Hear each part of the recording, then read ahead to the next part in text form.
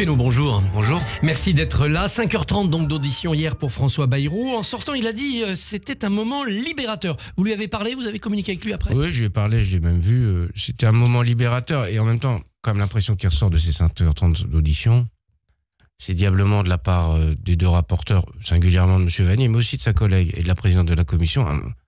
Encore heureux que nous soyons en démocratie. Il y avait quelque chose du procès stalinien. Hein. Qu'avez-vous vu de stalinien dans ce procès? En gros, vous êtes coupable, vous allez nous dire de quoi? Vous entrez non pas pour savoir, pour éclairer des faits. C'est une commission d'enquête, ce n'est pas un tribunal. C'est une commission d'enquête, ce ne sont pas des juges.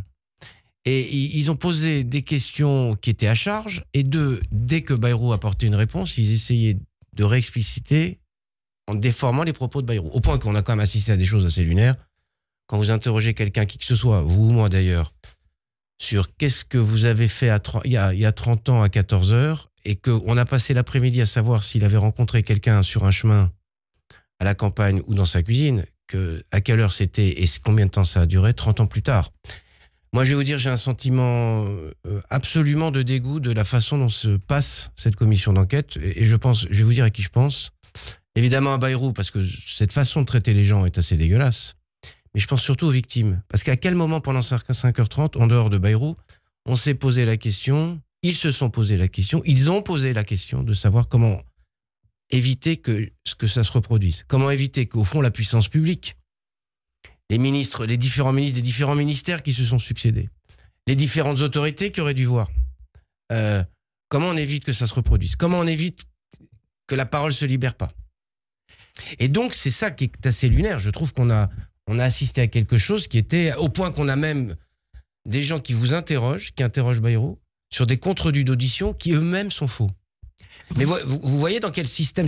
oui, je répète, c'est du stalinisme. Vous reprendriez... Au sens du procès stalinien. C'est-à-dire qu'on décrit des faits qui ne sont même pas ce qu'on dit les gens, et à partir de là, on instruit un procès à charge. Donc je suis content pour Bayrou, pour François Bayrou, qu'il ait pu répondre point par point. Il me l'avait dit, je savais qu'il travaillait...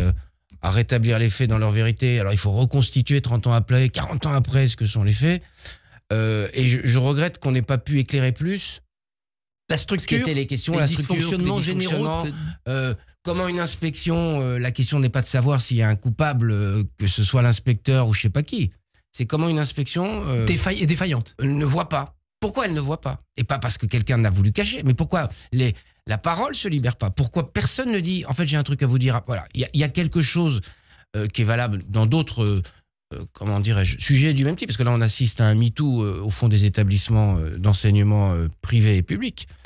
On a vu ça dans d'autres secteurs, malheureusement, d'activité. Et donc, il faut s'interroger là-dessus et pas faire quelque chose. J'espère que le rapport ne se concentrera pas sur, je rappelle que ce n'est pas le titre d'ailleurs de la commission d'enquête, autre chose qu'est-ce qu'on fait pour éviter les dysfonctionnements. Et quand vous entendez, pardon, une seconde là-dessus, les associations et l'association de victimes de Betaram singulièrement... Ils sont frustrés, là. Ils sont frustrés, ils ne sont pas frustrés de Bayrou, je crois.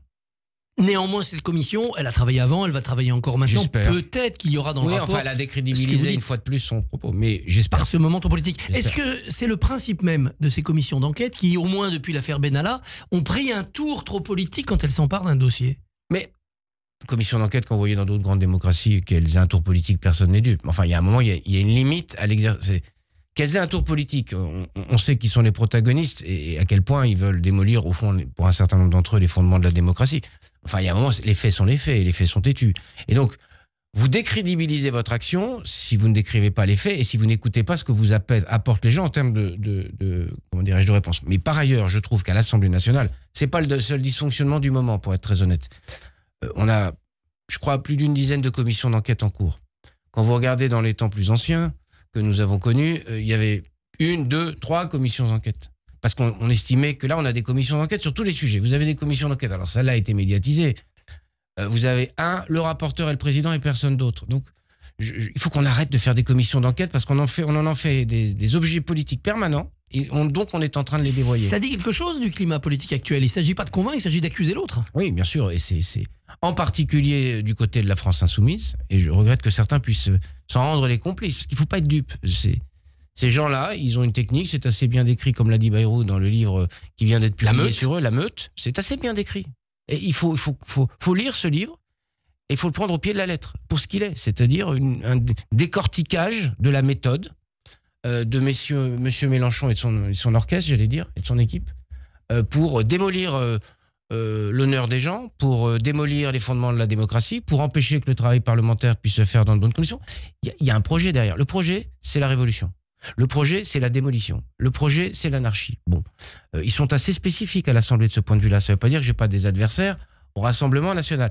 Mais ils ne sont pas sur le même projet. Eux, ils ont un projet de démolition. Et si au moins ceux qui croient à la République, au débat démocratique, au travail parlementaire pouvaient se rassembler pour essayer de trouver dans tous nos désaccords, il n'y a aucun sujet avec ça, des points de convergence pour au moins défendre ça, ça serait mieux parce que l'Assemblée dysfonctionne très gravement.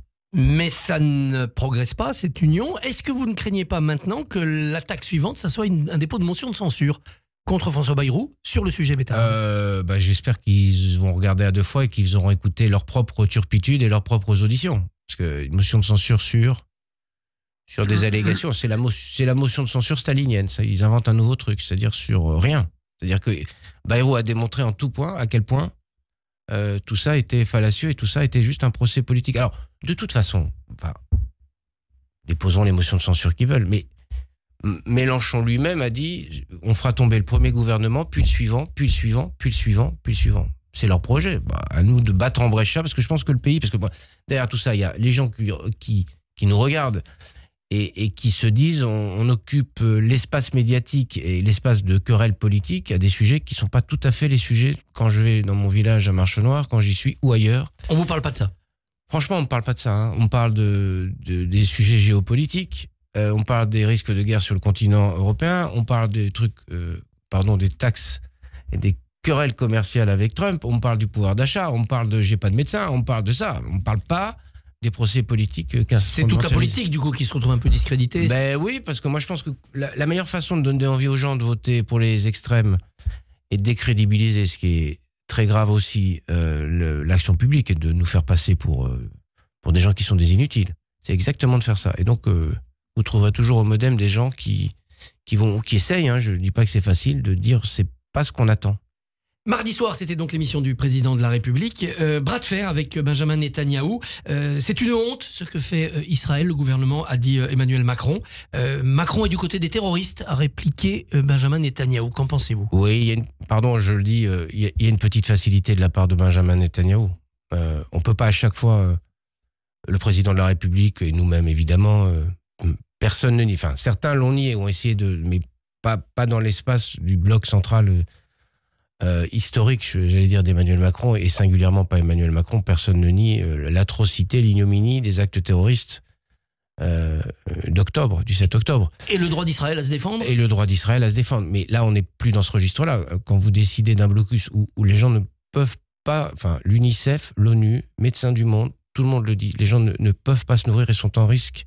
Le 24 mai, il y aura une distribution de nourriture par l'armée d'Israël. Oui, le 24 mai, oui. Vous connaissez beaucoup de pays où vous pouvez attendre 15 jours avant de pouvoir vous nourrir? Donc, il faut lever le blocus, ouvrir l'aide, c'est un préalable. Le Hamas est une organisation terroriste, ils doivent être éradiqués et ne plus pouvoir œuvrer en Israël. Enfin, les millions de Palestiniens qui sont à Gaza ne sont pas des terroristes, c'est des êtres humains, c'est des enfants qui ont 2 ans, c'est des femmes et des enfants, c'est des vieillards. Comme partout dans le monde. Et comme on a assassiné des femmes, des enfants et des vieillards le 7 octobre, je pense que la communauté internationale doit faire pression sur Israël pour dire que ce n'est pas ça l'État d'Israël, ce n'est pas ça l'histoire de l'État d'Israël. Et vous ne pouvez pas vous mettre dans la situation d'affamer une population. On a le droit de se défendre, on n'a pas le droit de se venger sur une population. Et c'est le sentiment, je le dis, désastreux que ça donne. Pendant longtemps, on a dit éradiquer le Hamas. Et puis, mardi soir, on a entendu dans la bouche du président démilitariser le Hamas. Vous y voyez une nuance, un changement, un virage? Je ne suis pas sûr.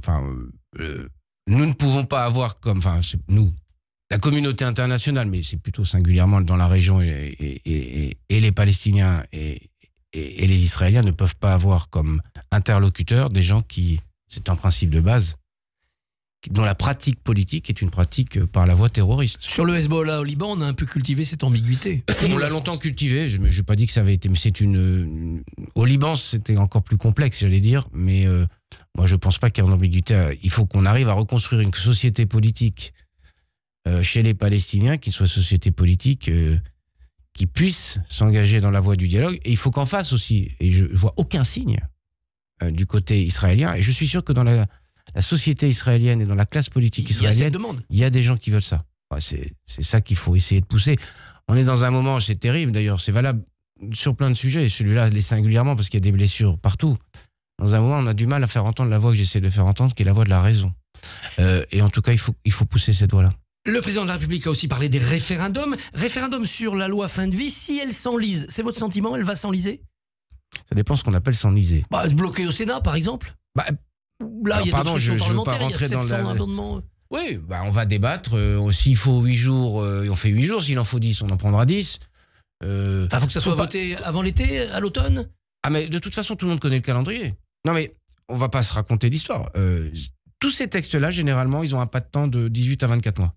Parce qu'on ne prend pas, ça c'est l'ancien ministre des Relations avec le Parlement qui parle, on ne prend pas une procédure dite accélérée. Donc il n'y a pas de commission mixte. Donc il faut une lecture à l'Assemblée, une lecture au Sénat, une lecture à l'Assemblée, une lecture au Sénat. Bon, au moins. Bon. Donc mais ça mérite ce temps-là quand même.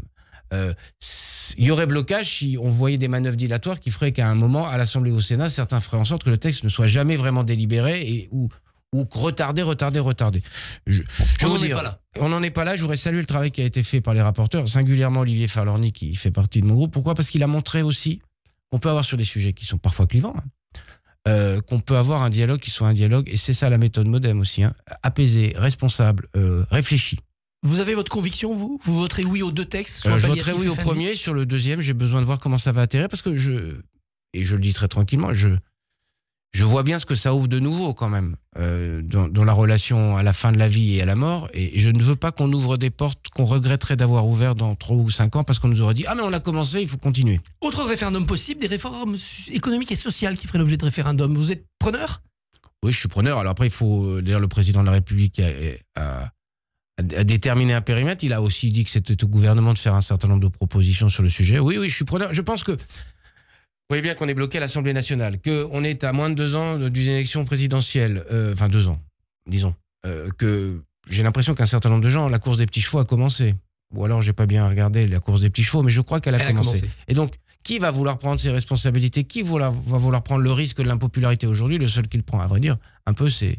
Les deux qui le prennent, c'est le président de la République et le Premier ministre, François Bayrou, qui prennent ce risque-là, évidemment, à des places de nature différentes. Donc, si on n'arrive pas à passer un certain nombre de choses, il faut écouter la voix des Français qui nous disent « Mais avancez, nous, on va vous donner notre avis si vous n'êtes pas fichu de formuler un avis. » Et donc, que sur un certain nombre de sujets, ça puisse lever la contrainte, faisons-le. Marc Fesneau, président du groupe MoDem, merci et bonne journée. Merci à vous.